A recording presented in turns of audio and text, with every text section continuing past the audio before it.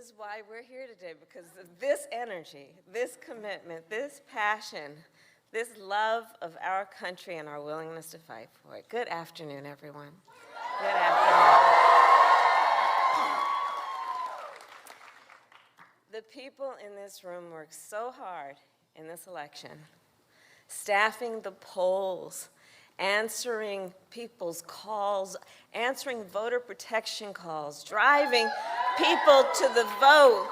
And among the captains of the team, my husband, the second gentleman, Doug Emhoff,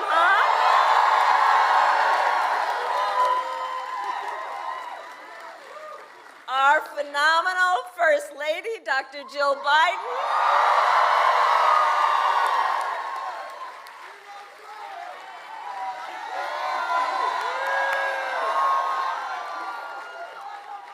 and our one and only President, Joe Biden.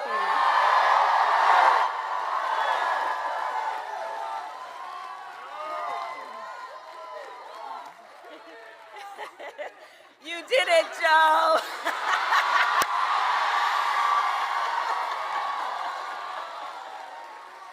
Couldn't help myself. So, as we gather here, votes are still being counted. But it is clear your work sent a message to the entire world. Our democracy is intact. Yeah.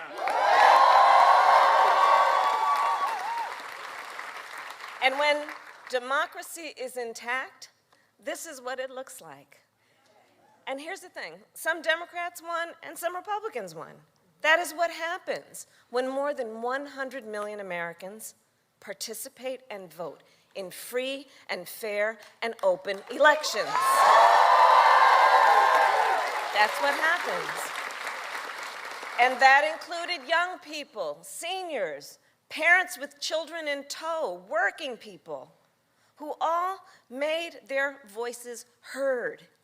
And the people in this room and around our country made that possible by standing up for basic American values: freedom, liberty, and the rule of law. And I believe when you know what you stand for, you know what to fight for.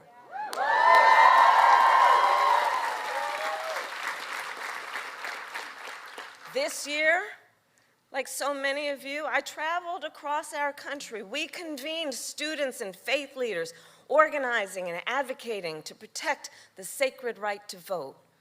We convened candidates and elected officials defending the right to retire with dignity by defending Social Security and Medicare. And of course, everywhere I went, we brought together people fighting for reproductive freedom,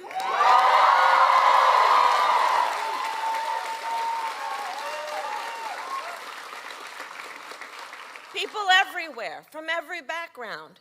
Because here's the thing, one does not have to abandon their faith or deeply held beliefs to agree. The government should not be telling a woman what to do with her body.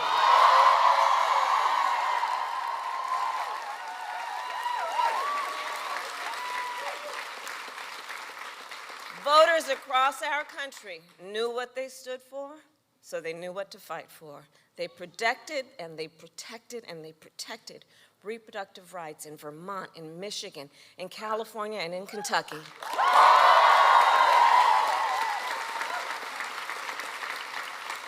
So to everyone who made that possible, thank you. Thank you for working the long hours and the late nights, for protecting voting rights on behalf of every American in every community, in every political party. And to the millions of Americans who waited in line, who mailed in your ballot, who rejected big lies and extremism and participated in our democracy, thank you.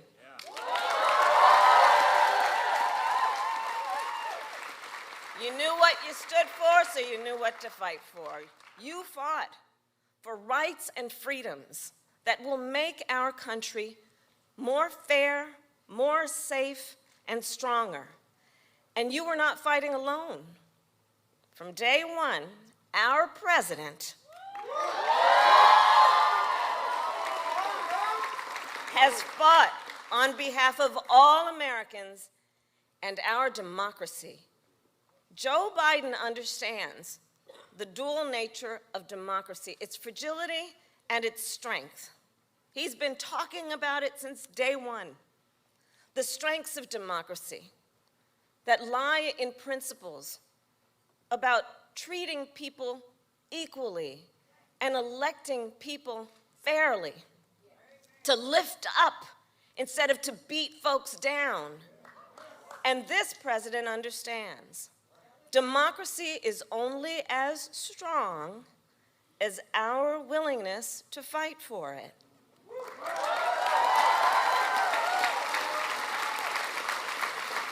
And no one fights harder for our democracy than the people in this room and this president.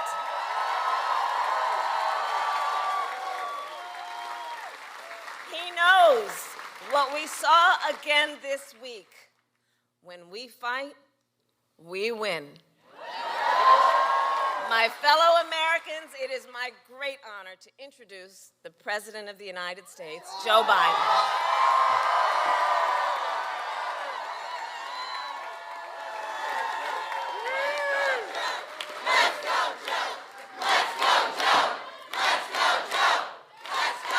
Thank you, thank you, thank you.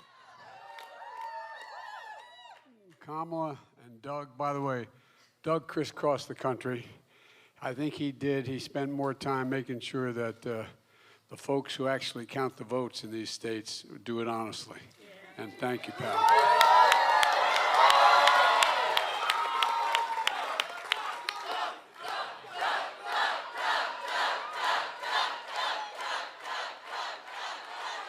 And folks, on behalf of Jill and myself, we're here for a simple reason, to say thank you from the bottom of our heart. Not a joke. We mean this. This is not a political piece.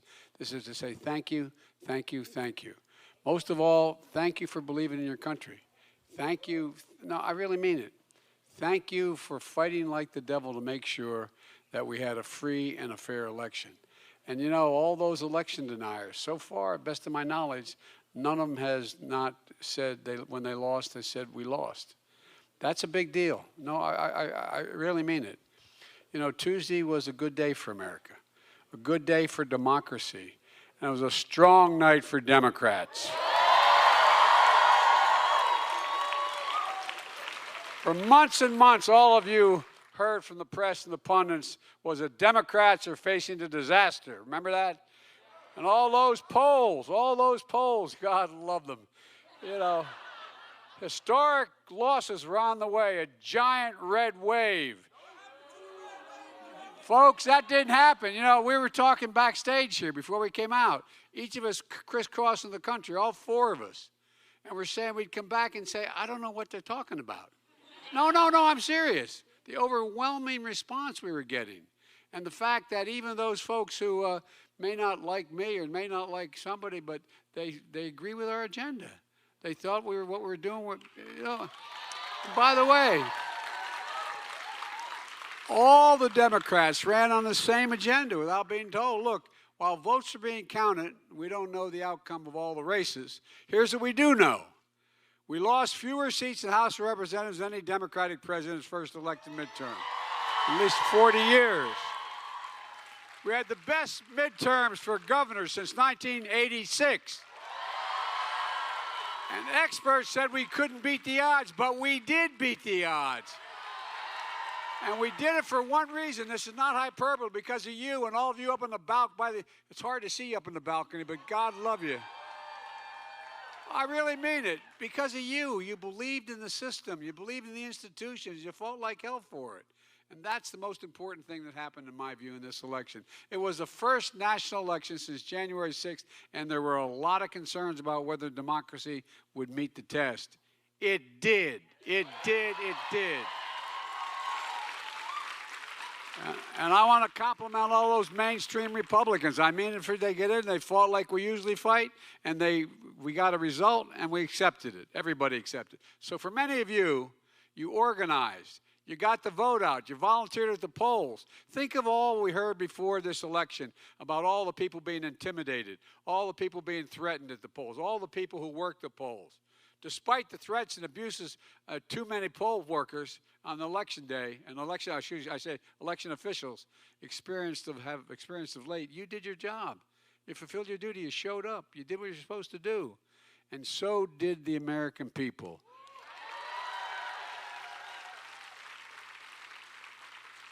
Look, the American people overwhelmingly support our agenda. Lowering prescription drug costs, making health care more affordable, rebuilding America, revitalizing American manufacturing, taking on climate crisis, and finally making big corporations pay their fair share. Preserving democracy and protecting fundamental rights. This is the progress and the programs that we ran on. This is the vote that showed just some real enthusiasm for what we're fighting for. And guess what? It matters. You know, when we came to office, we inherited a nation and a pandemic raging and an economy that was reeling.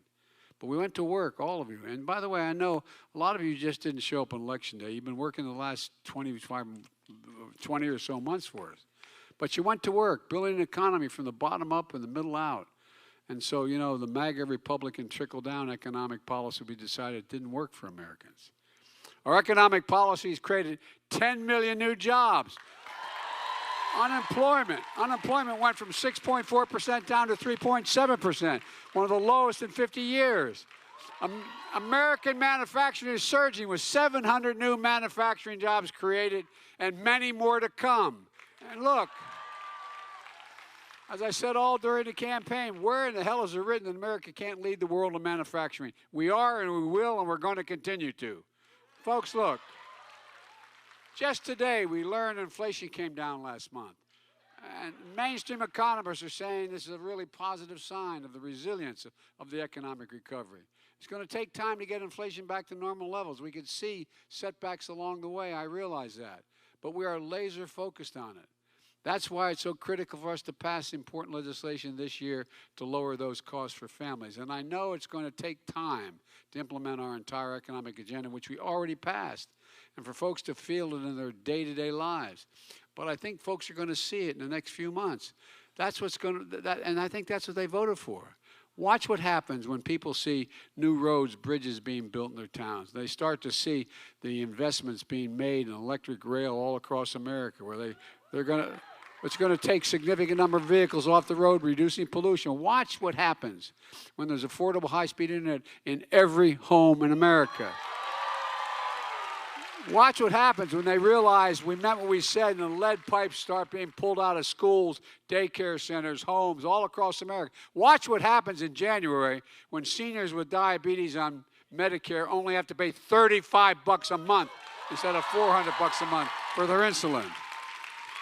Watch what happens when big corporations in America start to pay their fair share. And by the way, a 15% tax, isn't that terrible? You all pay more than that. Look, but in 2020, the 55 of the largest corporations in America paid zero on $40 million in profits. Those days are over. And watch what happens when new factories are being built in communities with American workers making the most advanced computer chips in the world. And by the way, that's going to create thousands of good-paying jobs. And I mean jobs between $120,000 and $135,000 a year, and you don't need a college degree to do them. Look, y'all made this possible, and we're just getting started. We're just getting started. We saw extraordinary results in these midterm elections that no one thought possible. More independents voted for Democrats and Republicans in this election. Young people, you voted in historic numbers again, just as you did 2 years ago. Young people voted to continue addressing the climate crisis, gun violence, personal rights and freedoms, student debt relief, all those things which you stepped up to do. And as I said, women in America made their voices heard, man. I said last year that one of the most extraordinary things about the Dobbs decision is what was about to challenge American women when the justice said, let's see, they have it in their power, basically saying, let's see what they're going to do. Well, guess what? Y'all showed up and beat the hell out of them. Look, I said it then. Those who support ripping away the rights to choose don't have a clue about the power of women in America, but now I think they do. And by the way, no one worked harder to get that message across America than this lady right here.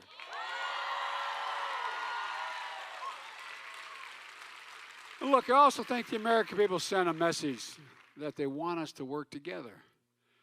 I've always done that. I know I got criticized for it when I ran. I said I was running for 3 reasons. 1, to restore the soul of America. 2, to build this economy from the middle out and the bottom up.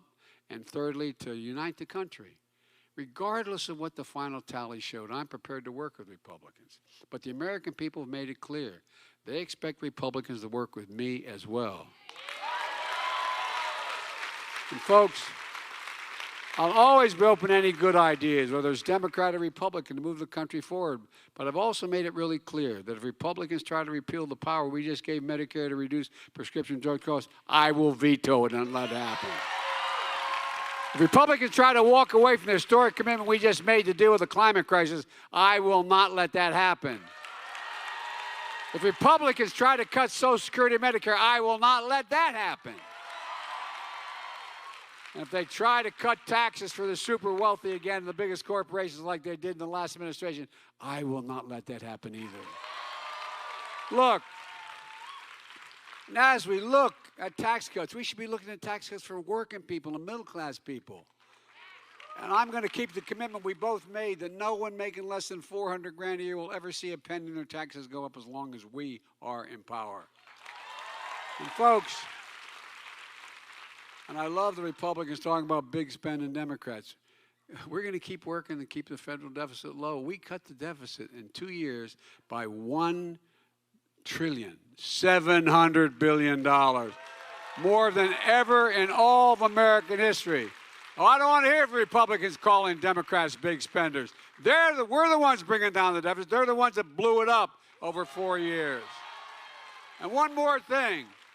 If Republicans pass, and I don't think they can do it now, a national ban to ban abortion, I will veto it. It's simple. We need to codify Roe v. Wade as the law of the land. And look, let me close with this. You've all heard me say it before, and I'll say it again. I, honest to God, have never been more optimistic about America's future than today. And I'm optimistic for a number of reasons. We're better situated than any nation in the world, to lead the world. We're better positioned than any nation in the world in terms of our economic growth and possibilities. And I'm optimistic because of the young people of this nation. You've heard me say it time and again, and I meant it. Your generation represents the best educated, the most talented, the least prejudiced generation in the history of the United States of America. And by what, I wasn't trying to be nice. I was just stating the facts. Just stating the facts. In 2020, many of you voted for your first time, and you volunteered in the first election. Well, look at what you did. When you exercised your power to vote, you elected Kamala Harris, the first woman vice president in American history.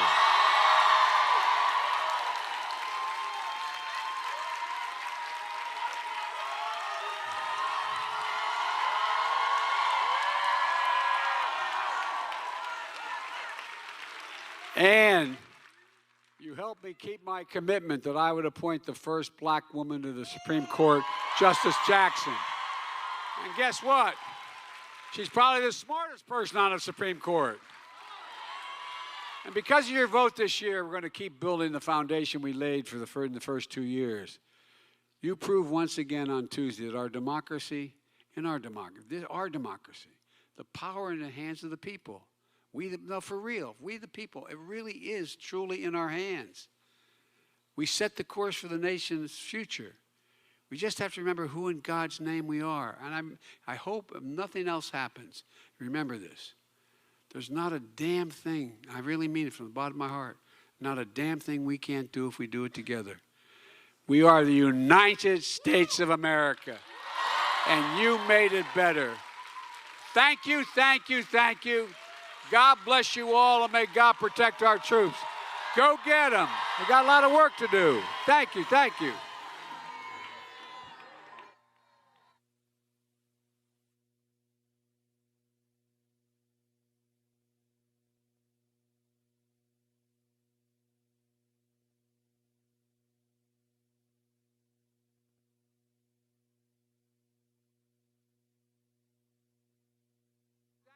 Thank you. They won't let me come down. Thank you all so much.